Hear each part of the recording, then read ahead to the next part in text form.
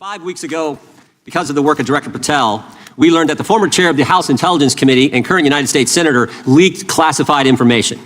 We learned this because a whistleblower came forward.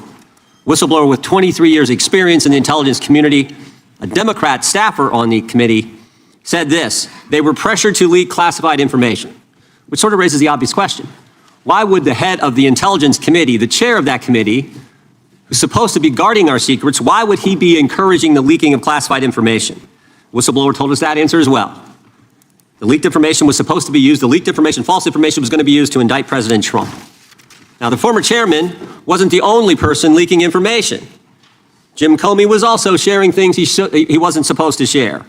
Again, don't take my word for it. The Inspector General told us this. What's up, America? This is Unrestricted Thinking, where truth has no filter and your voice still matters. Before we dive in, I want you to relax and get comfortable. Grab your coffee, your popcorn, your whiskey, whatever helps you unwind. Because tonight, we're not just watching another political clip, we're uncovering a storm that's been brewing deep inside Washington. They say in politics, truth is often the first casualty, and silence is the weapon of the guilty. Well, tonight, Congressman Jim Jordan breaks that silence, exposing secrets Washington hoped would never see the light of day. This is the kind of story that separates the truth tellers from the power players. So sit back, open your mind, and remember, here on Unrestricted Thinking, we don't follow narratives, we follow facts. Hit that like, subscribe, and notification bell, because this is where real Americans come to think freely and speak boldly. In his report, he said, quote, James Comey violated FBI policy by disclosing classified information. And what was Comey's motive? Same as the senator from California: to sabotage and undermine President Trump's first term. And we know that Mr. Comey's not been shy about what his objective was. In fact, 4 months ago, he told us. Remember this? 8647. Jim Comey told us just 4 months ago. Now, how'd they do it? How did the former chair of the Intel Committee, the former FBI director, and others in our government attempt to undermine President Trump's first term? 7 weeks ago, because of the good work of the Director of National Intelligence, Tulsi Gabbard, we learned from another whistleblower, a second whistleblower, that in the closing days of the Obama administration, the intelligence community assessment was changed. On December 5th, 2016, they had one assessment. That assessment said Russia did not impact the election vote count. There was a meeting at the White House on December 9, 2016, where it was decided, no, we're not going to have that. We're going to come up with a new one. And the new one said Russia was trying to influence election and did influence election, which just wasn't accurate. And that new one is published on January 6, 2017. Let's just show you a few things that took place. I want to show you first this email from Admiral Rogers, the head of the NSA. You can see it was December 22nd. Says to Jim, John, and Jim Clapper, John Brennan, Jim Comey. And he says, I asked my team if they've had sufficient access to the underlying intelligence, sufficient time to review that intelligence. On both points, my team raised concern. Further states, my folks aren't fully comfortable. A few hours later, there's an email back to Admiral Rogers. This one is from Jim Clapper, and it says this: it is essential that we be on the same page and all of us are supportive of the report in the highest tradition of, that's our story and we're sticking to it. We may have to compromise on our normal modalities. This is one project that has to be a team sport. That's our story and we're sticking to it. Compromise on normal modalities, that's a fancy way of saying, that's the government speak for we're going to have to change the rules. In fact, we're not going to follow our own rules. And that's exactly what they did to get the objective they wanted, to undermine President Trump. Now, how did it specifically take place? The whistleblower said that the government officials ignored concerns about discredited information. And what was that discredited information?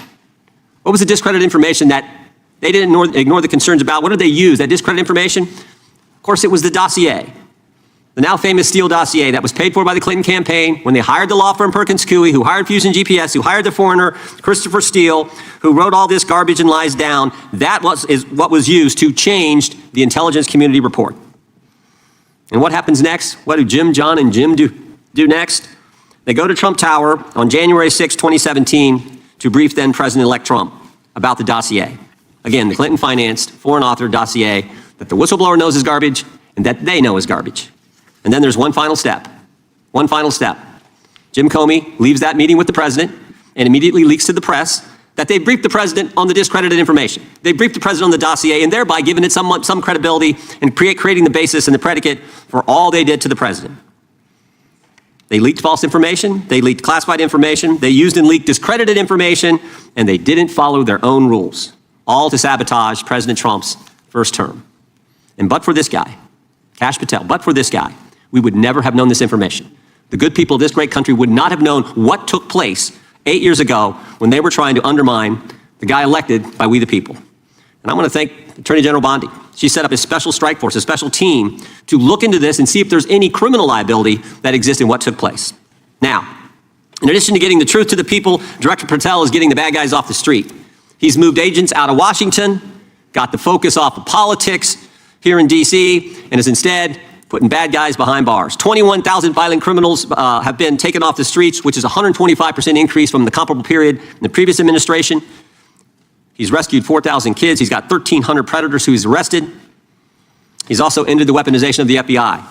No more spying on parents at school board meetings. No more pre-dawn raids on pro-life Catholics. No more retaliation against whistleblowers. And he's given us information that Chris Wray didn't. Maybe said better, he's given us information that Chris Wray wouldn't. Director Wray didn't tell us that there were 26 confidential human sources at the Capitol on January 6, 2021, even though he was repeatedly asked about that by members of this committee. Director Wray didn't tell us that there were 17 of those confidential human sources who entered restricted space. 4 went in the Capitol. None of them were arrested. They weren't authorized to do that. They broke the law. None of them were arrested. Lots of American citizens were arrested, but the guys whose whose American tax dollars was used to pay these guys who broke the law, none of them were, one was recommended for charging and was not charged. And remember when Chris Wray told us that the Richmond field office memorandum on pro-life Catholics was just a one-off? Turns out he wasn't being square with us then either. Director Wray wasn't square with us. He told us that multiple other offices were involved in targeting the Catholics. We got that information from Director Patel. We learned from Director Patel the FBI actually surveilled a priest, tried to get the priest to divulge information, break the priest-penitent relationship and confidence that exists. And Director Patel is saving taxpayers' money. He's not going to build a new headquarters outside of D.C. He's going to keep the headquarters right here in the capital city. Save Americans' money. Save the taxpayers' money. In 8 months, Director Patel has given us the facts. He's ended the weaponization at the FBI. He's taken bad guys off the streets, and he's saving taxpayers' money. But my guess is the Democrats won't focus on all that good news. They'll focus on politics.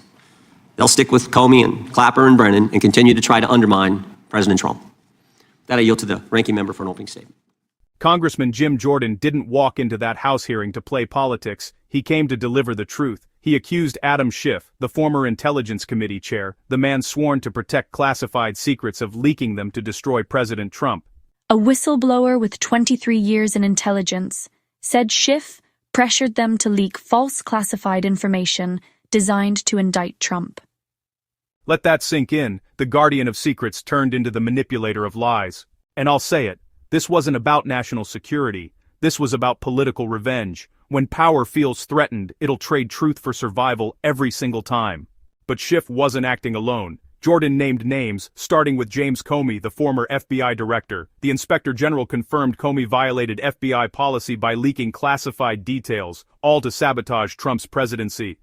And then came another bombshell. A second whistleblower revealed that during the final days of the Obama administration, intelligence leaders Clapper, Brennan, and Comey rewrote the 2016 intelligence assessment.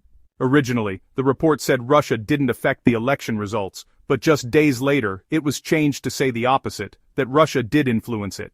Emails show that even Admiral Rogers raised concerns, but the higher-ups ignored him, because when the truth doesn't fit the agenda, Washington changes the story. If you're following this and believe truth deserves a voice, hit that subscribe button right now. Here on Unrestricted Thinking, we speak what others won't. Now, let's talk about the infamous Clinton-funded Steele dossier, the document that started it all. It was fake, foreign-made, and funded by the Clinton campaign, but it became the backbone of a political witch hunt. Jordan connected the dots from the dossier to the intelligence agencies, all the way to that meeting at Trump Tower. After briefing President-elect Trump on the dossier, Comey leaked the story to the press, making the lies look legitimate. To me, that wasn't transparency, that was entrapment. They didn't brief Trump to inform him, they briefed him to frame him. And as the old saying goes, he who controls the narrative controls the nation. That's exactly what they tried to do, manipulate the American people through deception.